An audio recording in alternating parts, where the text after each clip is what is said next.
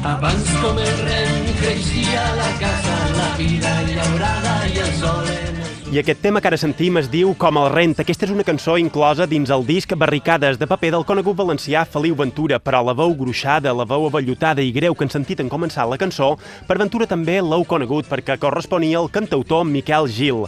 I aquest tema està dedicat a l'Horta Valenciana i també a l'Albufera de València, un espai que va de la ciutat fins a la mà i que no està mancat, com sabeu, de perills que l'amenacen: l'urbanisme creixent, la parcel·lació del territori, les infraestructures viàries, i aquesta setmana, però, han sabut que el Fons per l'Agricultura i l'Alimentació de la UNESCO ha declarat l'Horta Valenciana com a Patrimoni Agrícola Mundial. El considera com un dels paisatges d'horta mediterrània més destacats de tota Europa. L'aprofitament de l'Horta Valenciana va començar en època islàmica amb un sistema interessant de canalitzacions que encara ara perdura i, per tant, la seva explotació, com sabeu, és molt més antiga que la que al segle XIX va començar a les albuferes de l'Abadia de Palma i també de l'Abadia d'Alcúdia en la seva dessecació. Però arran d'aquesta declaració de la UNESCO, avui volen conèixer com és l'Horta Valenciana i també l'Albufera. Per això, volen saludar ara Joan Carles Membrado, que és professor del Departament de Geografia de la Universitat de València i també és el director de la Càtedra Horta de València, Territori Metropolità. El senyor Membrado ja ens escolta i, per tant, ja el podem saludar. Benvingut, com va? Molt bé, bona vesprada. Bona vesprada a tu també, encantats de poder-lo saludar i sobretot de conèixer aquestes particularitats d'aquesta declaració. Joan Carles, ara parlàvem, feien referència que a les Balears hi ha l'Albufera d'Alcúdia, en part dessecada i convertida en terra de marjal, i també hi ha l'Albufera de l'Abadia de Palma, que està gairebé dessecada en tota la seva totalitat d'ençà del segle XIX. Com és aquesta horta valenciana que ara ha estat declarada Patrimoni Mundial de la UNESCO com a patrimoni agrari a causa del seu aprofitament? Hi ha algun paral·lelisme entre aquesta albufera i l'horta valenciana amb aquestes albuferes de les Balears de què ara parlàvem? A veure, hi ha dues coses. En primer lloc, l'Horta de València pròpiament dita és l'espai agrícola on es planten tota mena de vegetals, de cultius d'hortalisses. D'altra banda, i juntament amb l'Horta de València, que està al voltant de la ciutat, hi ha un altre espai, és una mica més allunyat, més cap al sud, que és l'Albufera. L'Albufera podria tindre més paral·lelisme amb les albuferes mallorquines. De tota manera, afortunadament, a veure, 2/3 parts sí que han sigut dessecades i convertides en arrossar. Bé? D'acord, llavors això sí que seria més semblant a el que has anomenat d'Alcúdia i de Palma, però encara queda una tercera part que s'ha prohibit, des de 1927 està prohibit dessecar-ne més perquè al ritme que anaven ja es van donar compte que l'albufera anava a desaparèixer. I en una data quasi que fa un segle ja van decidir parar-ho. Des de llavors, diguem-ne que l'albufera amb aigua és la làmina d'aigua més gran de tot l'estat espanyol i ja no s'ha tocat gens des de fa un segle. Per tant, diguem-ne que n'hi ha paral·lelismes, però han funcionat d'una manera distinta, diguem-ne. Clar que sí, hi ha paral·lelismes, semblances, però també hi ha coses que són diferents. En qualsevol cas, entenem que aquesta horta que enrevolta la ciutat de València no seria, per tant, en la seva totalitat territori guanyat a l'Albufera, sinó que ja seria terreny sec des de fa molt de temps. Exactament. L'Albufera, la part de l'horta pròpiament dita, que és la part que està voltant de la ciutat, està en una zona deltaica, en una zona del delta del riu Túria, mentre que l'Albufera està entre el delta del Túria i el delta del Xúquer, els dos rius. Per tant, aquella Albufera sí que és una zona tradicionalment, històricament humida, aquosa, mentre que l'altra, al contrari, és una zona de dipòsits de sediments que ha arrossegat el riu Túria al llarg de mil·lennis i que han donat una terra rica, una terra que permet diverses collites a l'any, si es pot regar, clar, sense l'aigua tampoc no seria possible. És la terra dipositada i creada pel riu Túria i al mateix temps les mateixes aigües del riu Túria que li donen fertilitat, perquè ja saps que el clima que tenim a Mallorca i a València no és que siga el clima més plujós del món. I llavors, en estiu, si no regues, allò, te pots imaginar, és impossible que creixi res. Llavors, sí, una és un delta de terra ferma i l'altra és una zona històricament humida. Quins serien, Joan Carles, aquests cultius tradicionals del territori de l'horta valenciana que envolta la ciutat de València? A veure, els tradicionals hi ha hagut molts al llarg de la història i han anat canviant conforme han canviat les necessitats econòmiques, la demanda, l'oferta. Històricament hi ha hagut de tot, però mira, hi ha hagut molt de blat que a la nostra terra valenciana és molt seca, només plou a la tardor, només plou una mica a la primavera, i el blat, el producte de primera necessitat, això s'ha plantat històricament des del segle XIII, XIV, XV, també en l'època musulmana. Quan ja el blat es podia importar, diguem-ne que de Sicília o de Castella o d'on fora, llavors és quan ja van començar a crear-se productes comercials que tenien molt de rendiment. Ja no era autoabastiment, sinó que era producte que tenia eixida. Tenia eixida, per exemple, la morera, per a fer per a la seda, per a el teixit de la seda. És a dir, les fulles de morera per alimentar els cucs que llavors fan seda. Efectivament, ho has definit molt bé, ho has explicat molt bé. Després, la vinya, en algun moment... Bueno, la vinya en regadiu no està així ben bé. Actualment, els cultius que millor funcionen són les creïlles, patates... Sí, queda clar per aquells oients que no estiguin familiaritzats amb la dialectologia valenciana, que creïlla en valencià vol dir patata. Efectivament. Les creïlles, les cebes, i després, sobretot, el cultiu que en l'actualitat té més rendiment, dona més rendiment per una qüestió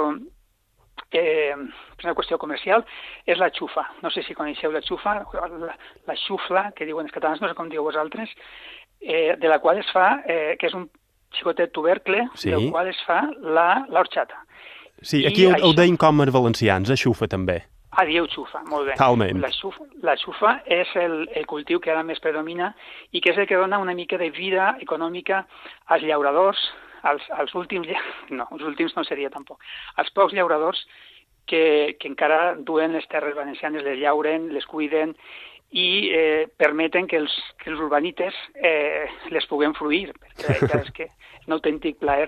Però clar, és molt bonic, però això no naix del no-res. Ahir n'hi ha darrere un treball agrícola que n'hi ha que valorar i sense els nostres llauradors, res, això no podria sobreviure.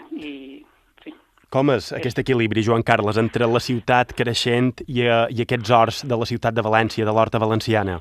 Mira, és una cosa increïble. És un miracle que hagi sobreviscut i que la gent, els llauradors i llauradores, hagin mantingut aquestes terres vives. Jo, quan vaig a algunes ciutats, com ara Madrid o a Saragossa, als voltants són carrals, erms, que arribes, acaba l'últim erm i comencen els primers edificis.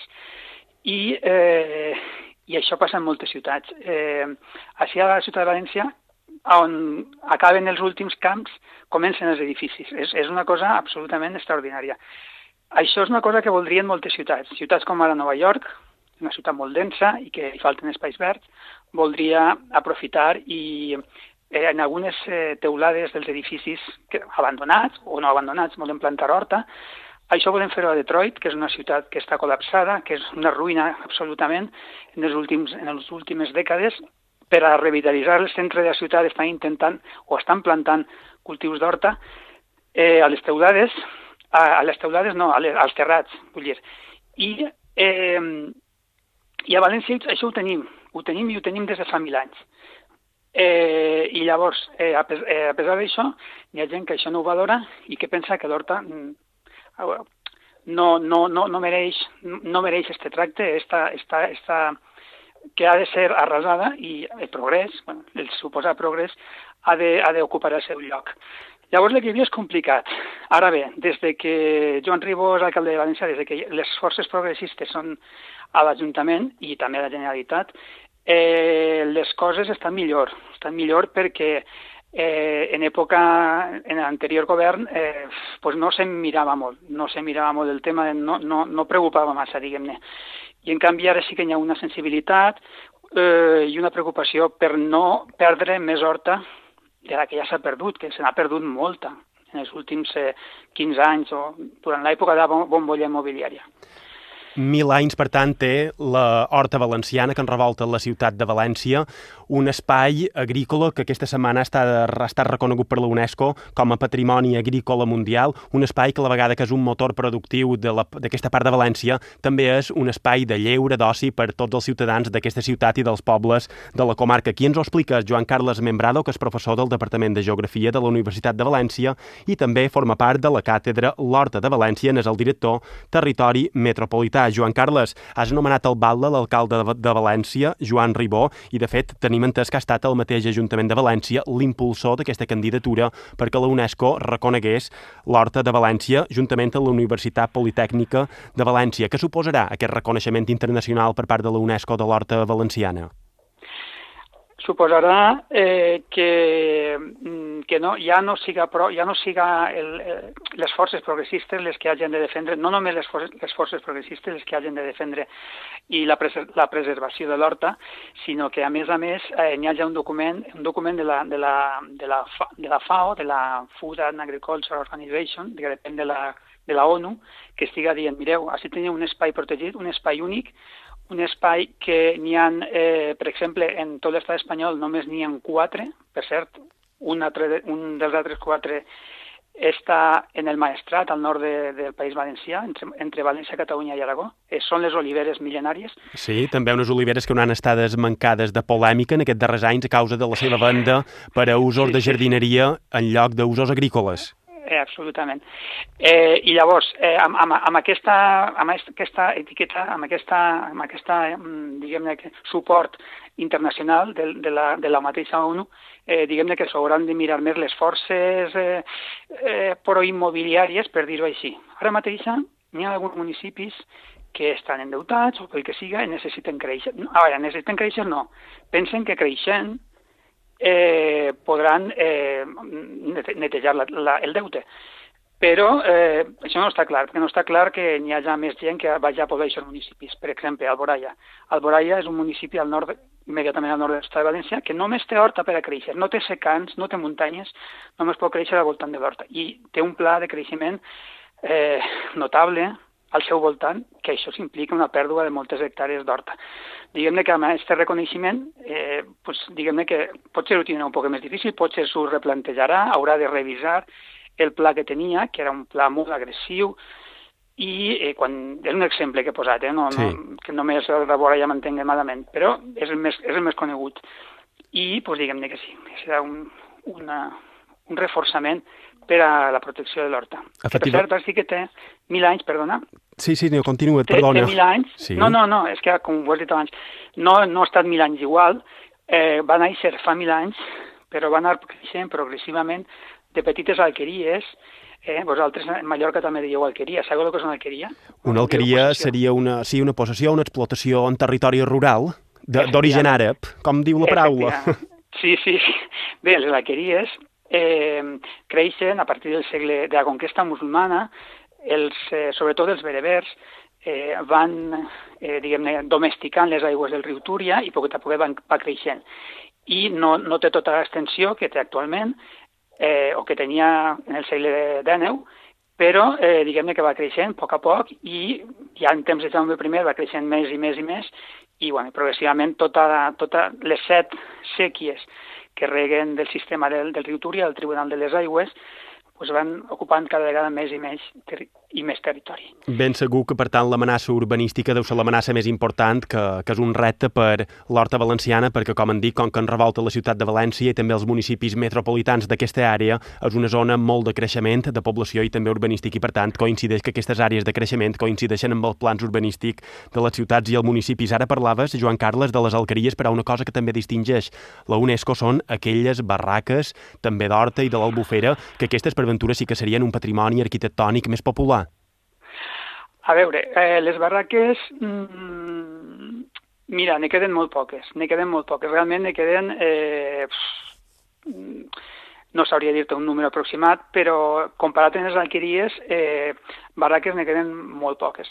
Què passa? Que en el segle XIX, el Teodor Llorente, el creador de la Renaixença valenciana, quan va decidir quina casa típica valenciana que creem, quina la donem com la casa típica valenciana.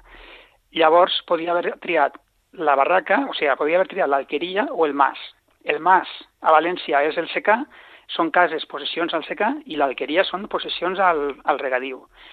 Però, com que era tan romàntic, va acabar triant la barraca. La barraca, com diu la paraula, en valencià una barraca és una casa, en fi, pobra. I el que passa és que són molt típiques, tenen una teula de palla molt vertical i són molt boniques, però han anat desapareixent i sí, ara ja les que queden són arqueologia, són pura arqueologia i estan protegides. Però diguem-ne que més enllà de la cosa romàntica, la casa típica de la Horta de València ha sigut sempre l'alqueria. Són unes cases més riques, més senyorials, més boniques, més paregudes a les possessions. I els masos, però els masos són de secà, per tant no són de l'Horta de València. Això està més amunt. I queda aclarida aquesta distinció. Joan Carles, moltes de gràcies per haver-nos explicat com és l'Horta Valenciana, els perills que l'amenacen i, sobretot, esperen que amb aquest distintiu, amb aquest reconeixement de la UNESCO com a Patrimoni Agrícola Mundial, això sigui un punt i final a l'especulació i també al creixement urbanístic desmesurat i l'Horta Valenciana pugui gaudir, com ha estat fins ara, d'aquest esplendor, o un poc se pugui continuar aprofitant, si no com a motor econòmic, si com a zona d'oci i d'esbarjo de tots els valencians. Joan Carles Membrado és professor del Departament de Geografia de la Universitat de València i també és el director de la càtedra L'Horta de València, Territori Metropolità. Moltes gràcies, Joan Carles. Moltes gràcies. Fins una altra vegada, que vagi molt bé. Salut.